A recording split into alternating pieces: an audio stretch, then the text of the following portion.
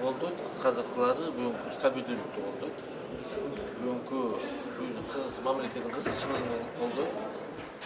Мына ушул нокта биз мисалы үчүн коалиция иштеп атат. Бул жерде коалициянын тарашына жанагы республикада журт партиясынын коалицияга көпчүлүккө кошулганы буга толугу менен мыйзам жол берет.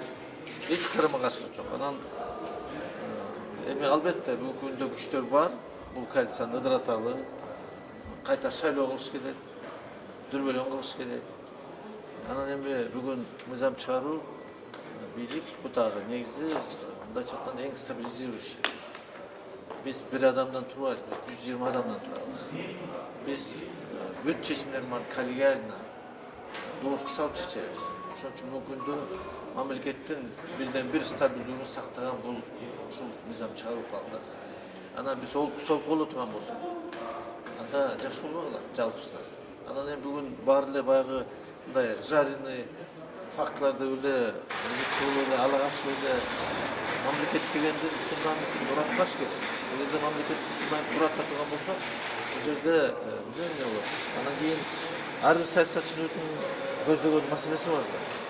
Анан эми бул жерде биз мамлекеттүүлүктү тутпашыбыз керек. Мамлекеттин пайдубалын бузбаш керек. Мына маселе ушул. Анан эми кызыкчылык болгон, бирок алга өзүнүн жолу бар мыйзам боюнча. Эмди жылдын аягында шайлоо болот. Пожалуйста, келсин, утсун, отурушун, каалаган төргө отурсун, каалабаны бөлөк жерге отурсун. Туурабы? Ошон үчүн бул жерде мындай айткан сөз менен жасаган ишибиз айкалыш керек да. Анан эми баары эле патриот болуп көрүп атабыз, мурун патриот болуп жүргөндөрдү. Бүгүн чыгып аткан былыктарын көрүп атабыз. Туурабы?